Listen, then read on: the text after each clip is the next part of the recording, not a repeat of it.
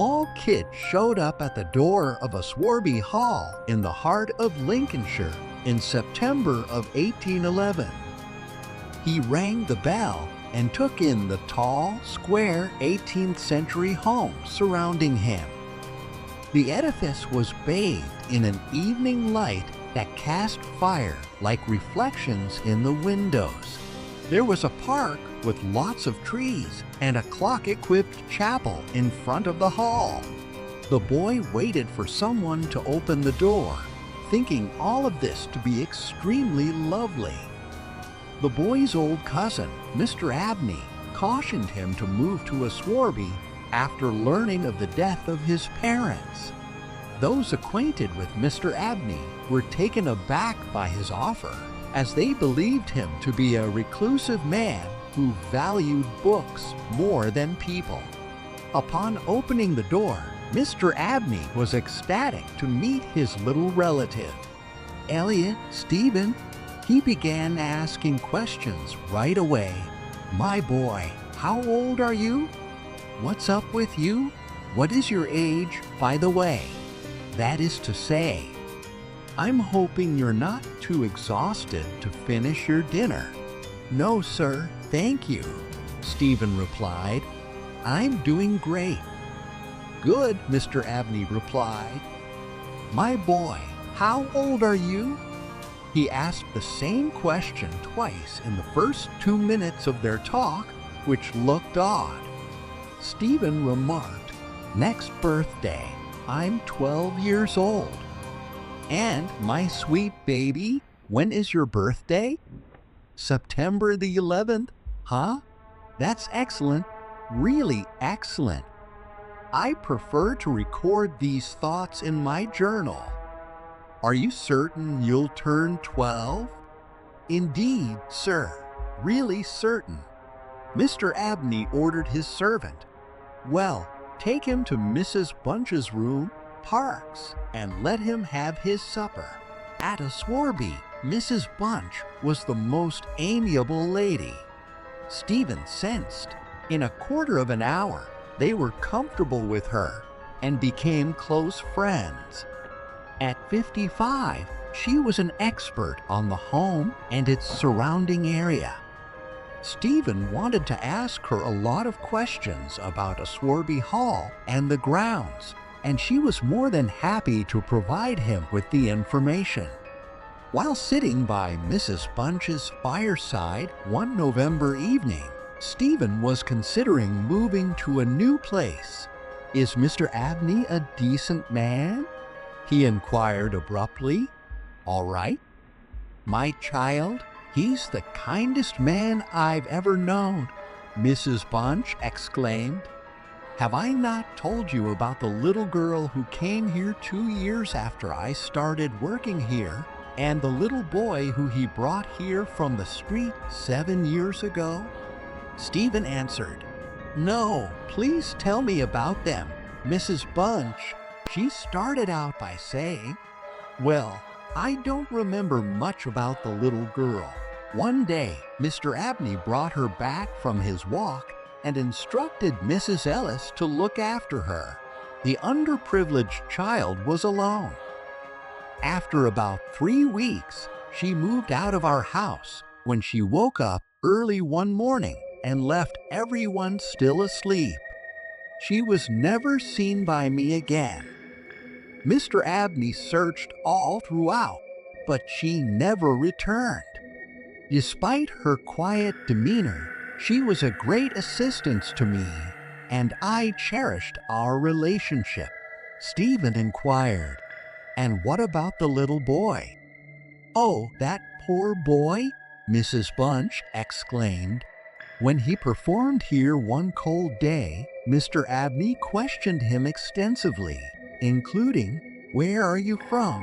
What is your age? How is your family doing?' He treated the youngster extremely nicely. However, the same thing occurred. He simply vanished." Stephen had an odd dream that night.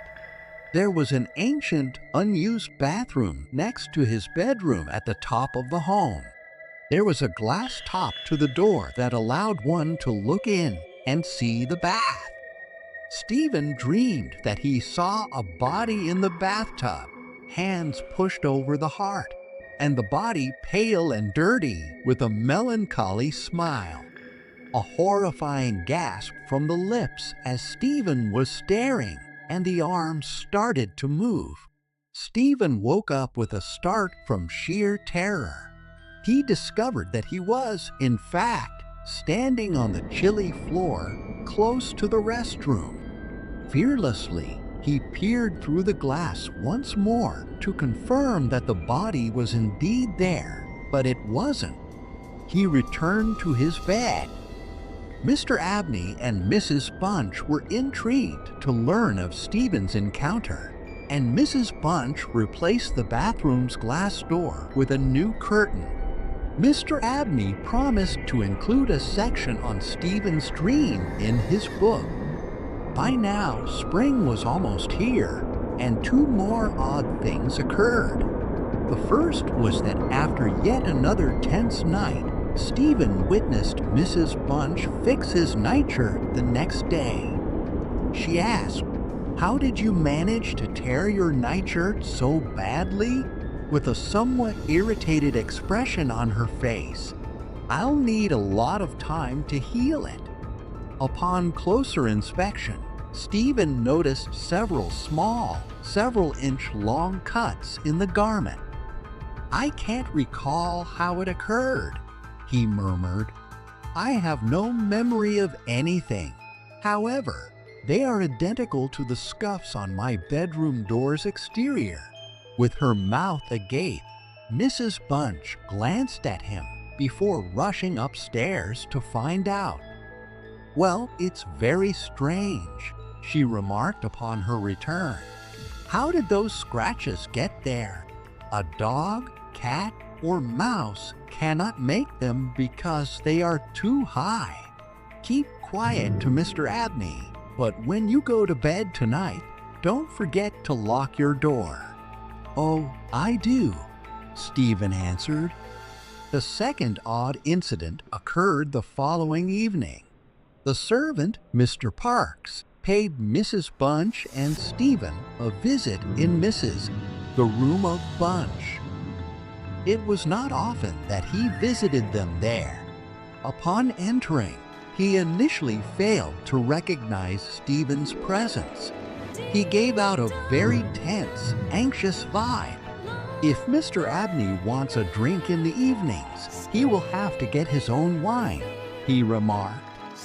"I won't go at all if I can't go down and get it throughout the day." "Something really weird is going on underneath the house, you know. I don't think it's rodents or the wind, but it sure seems that way." "Stop talking like that," Mrs. Bunch retorted. "You're going to scare little Stephen?" When Mr. Parks saw Stephen for the first time, he hastily said, "Oh, I was only joking, you know," while trembling. However, Stephen was concerned since he realized it wasn't a joke. He questioned Mr. Parks extensively, but he wouldn't talk to him further about the sounds coming from underneath the home. Now it was March 24th, 1812, an odd day that was boisterous and windy. Standing in the garden, Stephen pretended that it was full with ghosts, people he couldn't see, who were attempting to communicate with living people by flying in the breeze. "Stephen, my boy, will you come to my library late tonight at 11 o'clock? Mr. Abney said after lunch that day. "I want to show you something about your future life, but I will be occupied until then. Keep it a secret from Mrs. Bunch and the other residents. Simply head to your room at the scheduled hour." Stephen felt elated. Up until 11 o'clock, he could sit. On his walk upstairs that evening, he peered in the library door and noticed an ancient piece of paper with words written on it and a silver cup filled with red wine sitting on the table.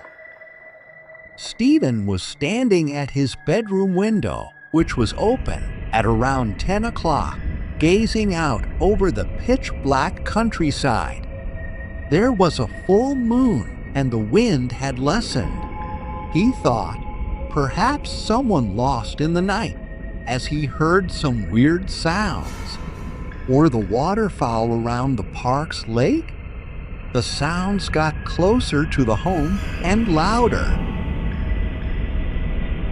Subsequently, they came to an end. However, as Stephen was ready to shut his window and carry on reading his book, he noticed a boy and a girl playing outside among the shadowy trees.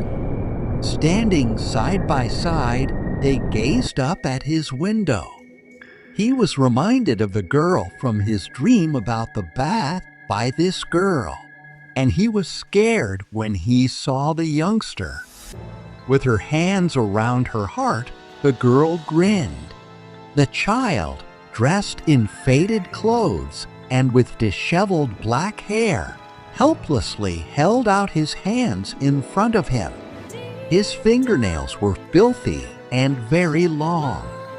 Stephen felt his hair stand on end as he saw the youngster standing there with his arms outstretched. His eyes were so unbelievable to him. A sizable black hole was located on the boy's chest's left side. Stephen heard the children's awful, depressing cries once more, and then they were gone. Despite his extreme fear, Stephen made the decision to visit Mr. Abney's library. Now, almost 11 o'clock had arrived. With all of the servants in bed, the old, dark house was quiet as he moved quickly through it. However, the door to the library would not open when he got there. He knocked and got no response, even though it wasn't locked and the key was outside. He paid close attention and heard Mr. Abney speaking no, calling out. However, why? Maybe he was able to glimpse the weird children too? All of a sudden, the library door opened by itself and there was silence. Mr. Abney was sitting in his chair, looking horribly afraid and in pain, with his head thrown back and his eyes wide. Stephen could see his heart through a sizable hole on the left side of his chest. However, the long knife on the table was spotless, and there was no blood on his hands. The library window was open, allowing the wind to dance horribly with the drapes. Stephen opened an old book that was lying open on the table and read this. People first learned thousands of years ago that you could, with magic, you can fly, disappear, control the world, and change into someone or something else. However, 3 young people under the age of 21 must have their hearts removed before you may wield this power. I have meticulously selected 3 young people over the course of nearly 20 years so that I could kill them without anyone noticing.